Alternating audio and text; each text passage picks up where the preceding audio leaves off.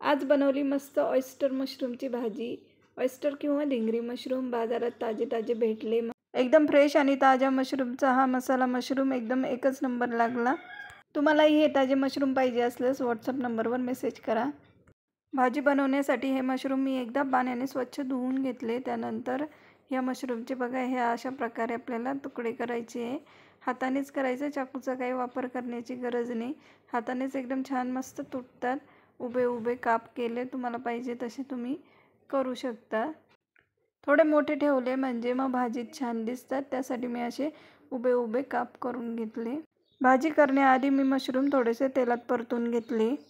त्यासाठी पॅनमध्ये मी 1 चमचा तेल, अर्धा चमचा मीठ आणि अर्धा चमचा हळद घालून मशरूममध्ये भरपूर पाणी असते, गरम केल्यावर मग त्याचं पाणी सगळं निघून जातं। त्यासाठी थोड्या वेळ 5 ते 10 मिनटं गॅसवर गरम करून घेतले।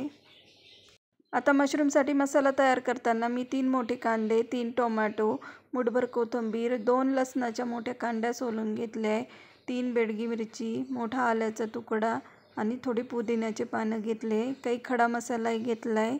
खडा मसाल्यात 3 तेजपान, 5 ते 6 लवंग, 5 ते 6 मिरे, मीडियम साईज दालचिनीचा तुकडा, मसाला इलायची, 1 साधी इलायची, थोडंसं जायपत्री, अर्धा चमचा जिरे, अर्धा चमचा बडीशोप, 1 टोमॅटो आणि कांदा मी बारीक चिरून घेतला आहे, अर्धा लसणाच्या पाकळ्याही बारीक चिरून घेतल्या। त्यानंतर पॅनमध्ये थोडे तेजपान, 2 लवंग, 2 मिरे, बारीक चिरलेला सगळा लसूण, सगळ्यात आधी असा लसूण तळून घेतल्यावर मशरूम मसाल्याला एकदम छान टेस्ट येते। नंतर 1 बारीक चिरलेला कांदा आणि 1 बारीक चिरलेला टोमॅटो परतून घेतला।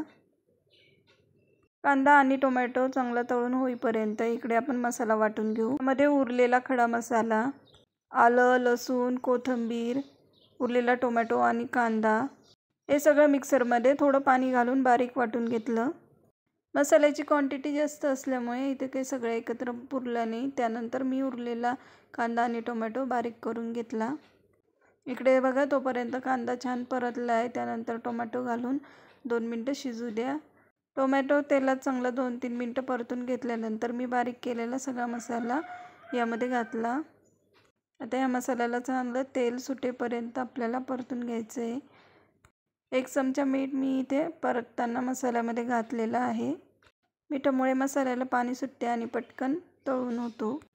1-2 मिनटं झाकण ठेवून मसाला छान परतून घ्या। तेल सुटेपर्यंत मसाला छान परतल्यानंतर इथे छान तेल मसाल्याला सुटलं आहे। आता यामध्ये आपण हळद, अर्धा चमचा हळद, 1 चमचा लाल मिरची पावडर, बाकी कुठलाही मसाला मी इथे घातला नाही आहे। आपण खडा मसालाही वापरलेला आहे, त्यामुळे दुसरा कुठलाही मसाला टाकण्याची गरज नाही।